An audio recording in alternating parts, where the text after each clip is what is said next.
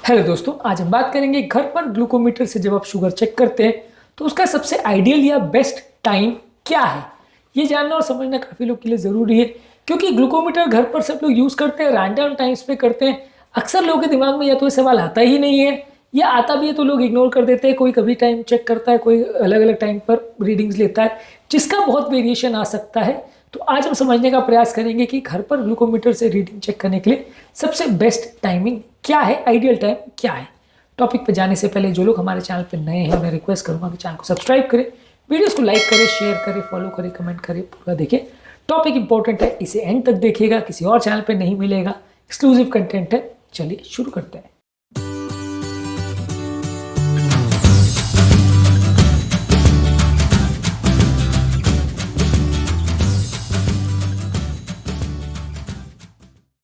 सबसे पहले देखिए, अगर आपको एक ही टाइम पर चेक करना है और मान लीजिए कि आप हफ्ते में 2 बार चेक करते हो या 3 बार चेक करते हो, हर टाइम अगर आप फास्टिंग पे करोगे तो ज़्यादा अच्छा है। खाली पेट सुबह उठते ही अगर आप शुगर चेक कर रहे हो, सुबह उठने के बाद इमीडिएटली जैसे ही आप उठ रहे हो उस टाइम पे करो, बिना कुछ खाए पिए, तब आप चेक करते हो तो उसकी रीडिंग को कंपेरेटिवली ज़्यादा अच्छा आता है। आइडियली इसमें 8 घंटे का फास्टिंग होना ज़रूरी है, यानी रात का खाने और सुबह के खाने के बीच में 8 घंटे का गैप एटलीस्ट होना ज़रूरी है। ये ज़्यादातर हर तरह के डायबिटीज़ के लिए सबसे बेस्ट टाइम है। हर बार अगर आप सेम टाइम पे चेक करोगे तो कंपेयर करना थोड़ा इजी रहेगा। अगर आप कभी कोई टाइम पे चेक करते हो, कभी कोई टाइम पे चेक करते हो, तो कंपेरेटिव एनालिसिस करना ज़्यादा मुश्किल पड़ेगा। अलग अलग लोगों को अलग अलग उसमें वैल्यूज़ मिलेंगी और फिर उसको मेजर और मैनेज करना थोड़ा मुश्किल पड़ेगा। इसलिए सेम टाइम पे अगर आप कर रहे हो तो फास्टिंग सबसे आइडियल है। अगर आप खाने का इफेक्ट देखना चाह रहे हो तो खाने के 1 से 2 घंटे के बाद करिए, खाने के तुरंत बाद। अगर किस तरह का खाना है उसके हिसाब से डिपेंड करेगा। ज़्यादातर अगर कोई पर्टिकुलर खाद्य पदार्थ का आप चेक करना चाह रहे हो कि इससे मेरे शुगर पे क्या इफेक्ट पड़ रहा है, तो वो खाने के 1 से 2 घंटे के बाद अगर चेक करें तो ज़्यादा अच्छा है। आपको ज़्यादा बेटर रिस्पॉन्स मिलेगा और ज़्यादा एक्यूरेट आपको खाने का इफेक्ट आपके ब्लड शुगर पे कैसा है पोस्ट मील का वो पता चल सकता है। इसके अलावा अगर आप प्री मील चेक करना चाह रहे हो कि खाने के जस्ट पहले आपका शुगर कैसा है, तो खाना खाने के 15 से 30 मिनट पहले आपको ब्लड शुगर चेक करना चाहिए। ये आपको देखना में समझ में आएगा कि ओवरऑल आपका दिन भर का ब्लड शुगर लेवल्स कैसा रह रहा है और आपकी बॉडी अपने ब्लड शुगर लेवल्स को कैसे मेंटेन करिए, खाने के जस्ट पहले कितने वेरिएशंस आ रहे हैं, ये आपको समझने में थोड़ा आसानी होगी यदि आप प्री मील शुगर चेक करते हो। हालांकि प्री मील ज़्यादातर लोग नहीं करते, ज़्यादातर लोग पोस्ट मील करते हैं और ब्रेकफास्ट यानी कि ब्रेकफास्ट से पहले यानी कि खाली पेट वाला करते हैं, फास्टिंग या पोस्ट पैंडल यही करते हैं। प्री मील मतलब खाने से आधा घंटे पहले वाला लोग कम चेक करते हैं, लेकिन कर सकते हैं यदि आपको ये देखना है कि ओवरऑल आपका खाने के जस्ट पहले कितना ब्लड शुगर रह रहा है और आपका ब्लड शुगर वैल्यूज आपकी भूख को इन्फ्लुएंस कर रहा है कि नहीं। यदि आप ये एस्पेक्ट को देखना चाह रहे हो तो प्री मील शुगर आप चेक कर सकते हो। इसके अलावा रात को सोने से पहले bed time sugar values check कर सकते हो। ये आपको एक सेफ रेंज देने में मदद करता है कि मान लीजिए रात को किसी किसी को हाइपोग्लाइसीमिया हो जाता है, रात को शुगर वैल्यूज बहुत कम हो जाती है जिसमें खतरा हो सकता है, तो आप देख सकते हो कि भाई रात को सोने से पहले मेरी शुगर वैल्यूज कितनी रह रही है, मुझे उस टाइम दवाओं को चेंज करने की जरूरत तो नहीं है, नाइट टाइम हाइपोग्लाइसीमिया होने का रिस्क तो नहीं है। खासकर जो लोग नाइट टाइम में इंसुलिन यूज करते हैं उनको ये इशू हो सकता है। तो बेड टाइम यानी सोने से पहले आप चेक कर सकते हो। ये भी आप ज़्यादातर डॉक्टर के कहने पर ही करते हो, रूटीन लोग इस तरह का चेकिंग नहीं करते। ज़्यादातर खाली पेट और भरा पेट यानी खाना खाने के जस्ट बाद वाला ही सैंपल ज़्यादातर लोग लेते हैं, पर ये भी आप कर सकते हो। यदि आपको नॉक्टर्नल हाइपोग्लाइसीमिया का प्रॉब्लम है या रात को शुगर वैल्यूज बहुत कम हो जाते हैं, इसका प्रॉब्लम है, रात को पसीना वगैरह आ जाता है, चक्कर वगैरह आते हैं, ऐसा कुछ इश्यूज है, तो आप चेक कर सकते हो। एक और अलग तरीके का चेक करने का पद्धति है कि मिडिल ऑफ द नाइट में रात को 2 या 3 बजे आप अलार्म लगा के उस टाइम पर चेक करते हो, ये देखने के लिए कि आपको नॉक्टर्नल हाइपोग्लाइसीमिया या डॉन फिनोमिना तो नहीं है।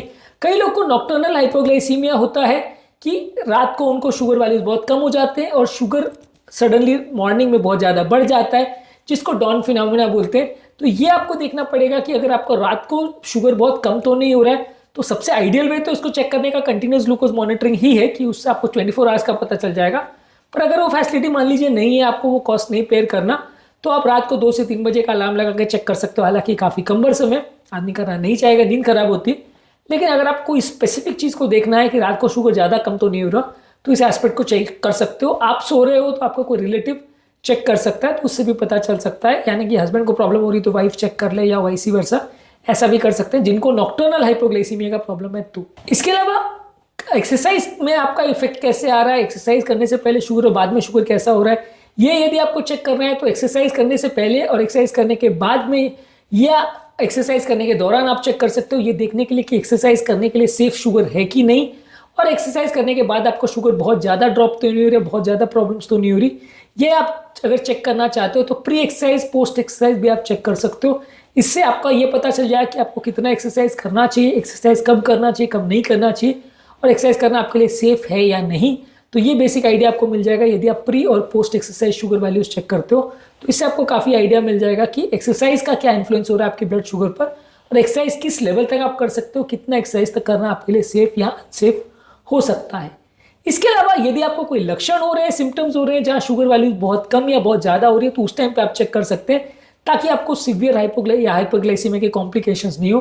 तो जब कभी भी आपको ऐसा लग रहा है कि मेरा शुगर बहुत कम हो रहा है, कमजोरी हो रही है, भूख लग रही है, बेचैनी हो रही है, चक्कर आ रहे हैं, बेहोशी हो रही है, वैसे टाइम पे शुगर चेक कर लीजिए।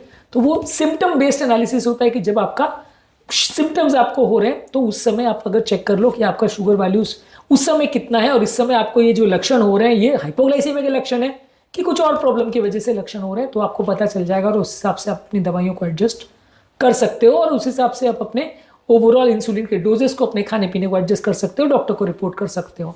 तो ये है अलग अलग टाइमिंग्स जिसमें आप अपने ब्लड शुगर वैल्यूज को चेक कर सकते हो।